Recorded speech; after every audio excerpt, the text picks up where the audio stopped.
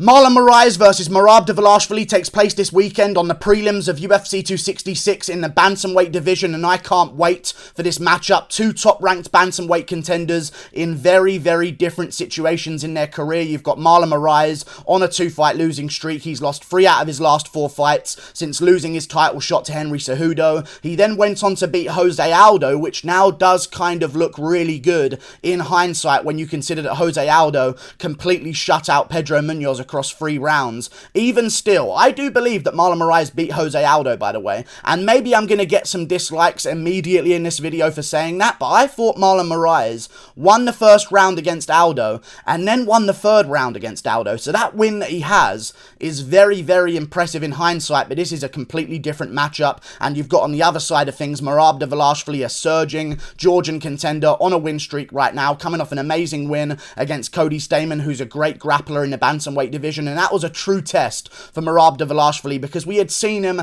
out-grapple Gustavo Lopez and take him down a bunch of times, but that was expected to happen because that's what Merab's going to do to a guy who can't really grapple. Cody Stamann is a good grappler in the bantamweight division. He has solid wrestling fundamentals and foundations, and Merab Dvalishvili went out there and proved that his grappling can work against a very good grappler in the bantamweight division, and now he's got a chance against Marlon Moraes to break right into the top of the division and start maybe looking for title elimination bouts at bantamweight because, I mean, if he beats Marlon Moraes is still ranked number 6 in the bantamweight division. And likewise, if Marlon Moraes wins this one, I know he's on a 2-fight losing streak right now. Got wheel kicked by Sandhagen, put away by Rob Font with a less than massive shot that landed on him. So there is some questions about Marlon Moraes' chin. But if Marlon Moraes wins this one, he's going to be looking for another top 10 contender.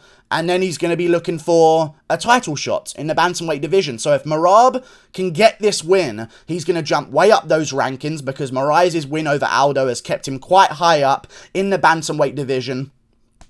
I think Merab's going to beat him. I don't like this matchup for Marlon Moraes. However, this is not a terrible matchup for Marlon Moraes because it's not like he's a KO artist. Like if Sean O'Malley was going up against Marlon Moraes right now, I would really worry for Marlon Moraes because he's been KO'd in his last 2 fights. His chin isn't really looking the same anymore. He doesn't look as confident in his stand-up anymore, and maybe he could walk into a KO loss. With a grappler like Merab Dvalishvili, this does actually give Marlon Moraes a chance at an upset. I'm going to be going with Merab, but it does give Moraes a chance at an upset here because he has really good grappling, really good jiu-jitsu, and he's really explosive in the first round as well. And Merab does leave some openings on the feet early on in fights. He is a little bit unseasoned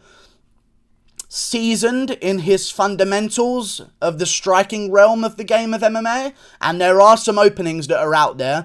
Maybe Marlon Moraes gets his signature switch kick, head kick KO on Merab Dvalishvili, and then we're not even talking about Merab anymore, but even still, I do believe that Merab Dvalishvili is going to go out there, work a pace on him, stick to him like glue, work him against a cage, take him down over and over again. I know Marlon Moraes is going to be getting back up from these takedowns. Gustavo Lopez was getting back up from these takedowns.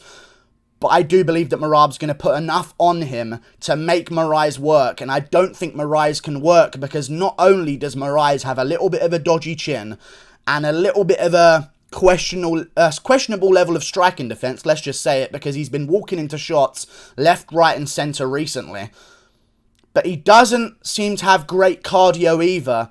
And especially when someone puts pressure on him. Even in that Jose Aldo fight, I do believe he pulled back in the 3rd round and won that 3rd round in. He was being under pressure, he was being walked down, and you can see it on his face. He was completely gassing out, much like the Henry Cejudo fight.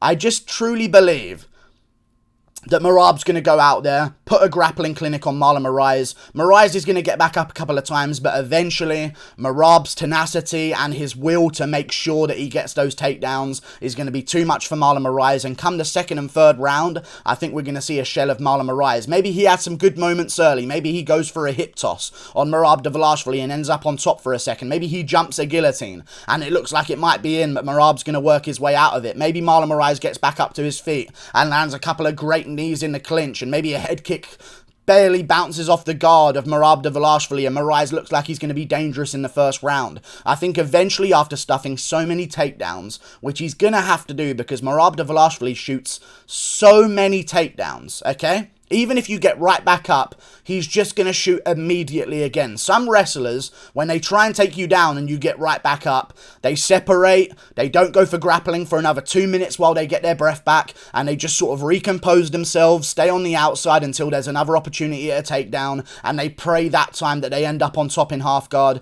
and can keep you there for a decent amount of time. Merab Dvalishvili does not even mind if you get back up. He's kind of like a Covington in that way. He's going to let you get back up, then he's going to go for it again because you just worked to get back up to your feet, and he knows he's going to be able to outwork you. He just did an amazing performance against Cody Stamann where he went very well for 3 rounds for him against a good grappler in Cody Stamann. I think Cody Stamann has better grappling, especially over the distance of 3 rounds, than Marlon Moraes. So I'm going to be going with Merab by 3rd round submission. I truly believe so, because I think Marlon Moraes is going to be fighting at a pace of grappling that he does not want to be fighting at, and I think he's going to be completely gassed out by the end of the 2nd round. Then come the 3rd round, I think Moraes is going to get taken down again.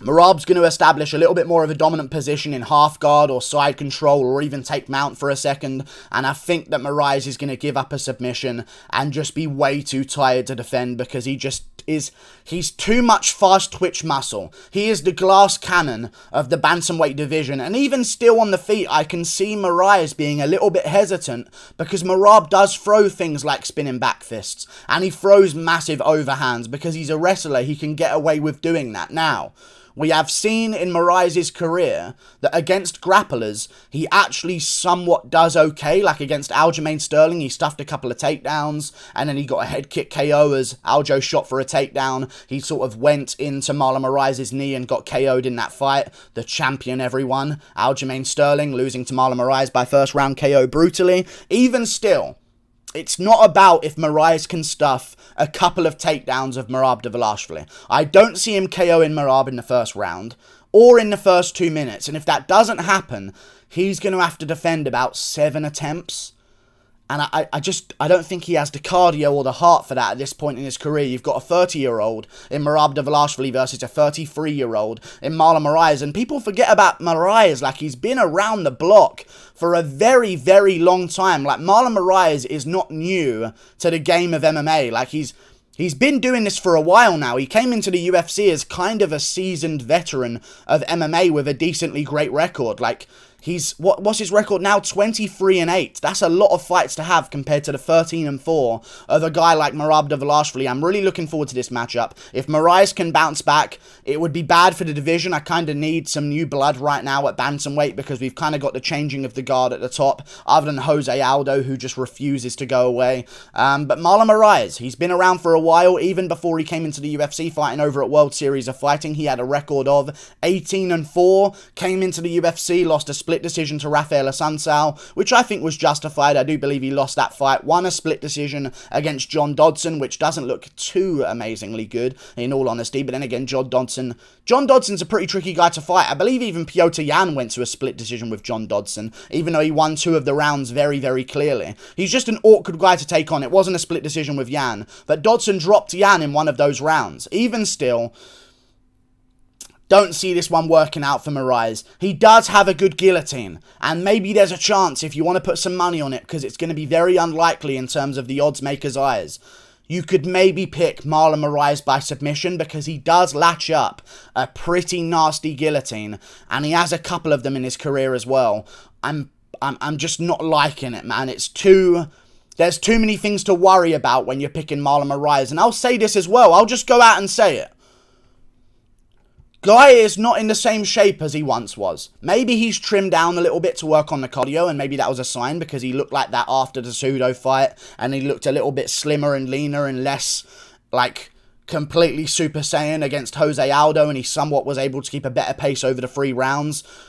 But he doesn't seem to have that fast twitch explosiveness anymore, and I kind of think we needed that for this. I almost would want Marlon Moraes to be the bigger guy that he was once before he made that little body change, to just try and have a chance to finish Merab Dvalishvili in the 1st round. I don't think changing his body type to work better under cardio circumstances is going to work against Merab here, because I think if it leaves the 1st round, it doesn't matter what kind of shape you're in. Merab's going to be grinding on you. He's going to be sticking to you like glue. And I just know that if all fails for Merab, he can just take the game plan of pushing Moraes up against the cage, kneeing at his thigh, and just keeping his grip together around the waist of Moraes, and just keeping him there against the cage. There's too many places that Merab can stall in. There's too many places where Merab can just completely control Marlon Moraes. On the feet, it's in Moraes' favour, but Merab's still going to have that aspect of Moraes fearing the takedown.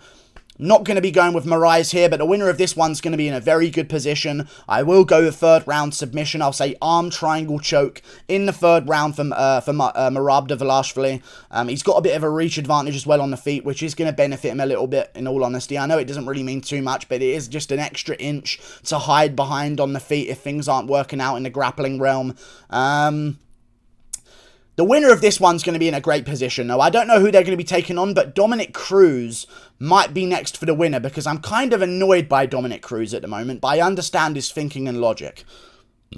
He wants to take on a guy higher up the rankings. I completely understand Dominic Cruz. I wanted him to take on a guy like Sean O'Malley. Turns out he's not really too interested in Sean O'Malley because he's so far down. He wants to work his way back up the top. I reckon the winner of this one should call out Dominic Cruz because they're going to be above him in the rankings. They're probably going to be around number 5, number 6 in the division. If Marlon Moraes wins, I think he'll overtake Aldo and go to number 5. He does have a win over Aldo, technically, and this would be a great win over a number 11 ranked guy. If Merab wins, I reckon he's going to go to number 6, and everyone else is going to fall down. But right now at bantamweight, there is going to be a massive migration upwards in the rankings because you've got Pedro Munoz and Cody Garbrandt soon to make their flyweight debuts, and as soon as they do and sign those matchups, they're going to be gone from the bantamweight rankings. So you've got 2 gaps outside of the top 5 that everyone's going to shimmy up with. Cruz is going to end up at number 8. Merab is going to end up way higher as well. But you're going to have like a Sunsao at number 10 again. Edgar's maybe going to end up at number, I don't even know, number 6 or something like that. There's going to be a massive shift. So this is good for bantamweights right now. I think the next fight for the winner of this one is Dominic Cruz. Then if they win that one, title elimination bout, maybe against the loser of Aljamain Sterling versus Piotr Yan, and then they're looking for title shots at bantamweight. Looking forward to this one, and man, Georgia is doing very good for themselves, and I think they're going to continue to do very good for themselves. They've got Giga Chikadze in the featherweight division making some waves. I think he should be way higher ranked than number 8. I honestly feel like Giga Chikadze could honestly argue that he should be ranked number 5 or 6 in the featherweight division right now, and then you've got Merab coming up at bantamweight as well. It's a great one. Loser of this one's going to be in a real bad position. They're just going to get sacrificed to an up-and-comer like an Adrian Yanez. If it's Moraes that loses, they could cut him from the UFC for good, and that would be very sad, because I don't mind Marlon Moraes. He seems like a cool guy, and it's sad seeing someone so chinny get KO'd so often. I had enough of it with James Vick's career. You know what I'm saying? But if he loses this one, I don't see them cutting him. I just see them saying, hey, we've got O'Malley here. Hey, Moraes, we noticed you're on a 3-fight losing streak, and your chin's kind of gone, and all your confidence is gone, but you're ranked number 9. Here's O'Malley. You know what I mean? Like, here's Adrian Yanez on the come up after beating Davy Grant maybe at the time. I don't want to get ahead of myself here, but even still, like and subscribe. Thank you for watching the video. This is a great matchup in the bantamweight division. It's actually weird that it's on the prelims, but that's just how good this card is. In all honesty, I'd rather this on the main card than fucking Jessica Andrade versus Cynthia Calvillo. But I understand Cynthia Calvillo versus Jessica Andrade. They're top ranked. It's going to be a title elimination bout if Cynthia Calvillo wins, which is just an absolute joke and shows the state of the women's flyweight division. But even still, great headliner of the prelims, really big position here. I think the winner of this one is looking at a main event of a fight night against Dominic Cruz, and then that's going to really establish their name moving forward. But we'll see how it goes. Like and subscribe. Thank you for watching. Click that button up there. Toodle pip. I'll see you later. Goodbye.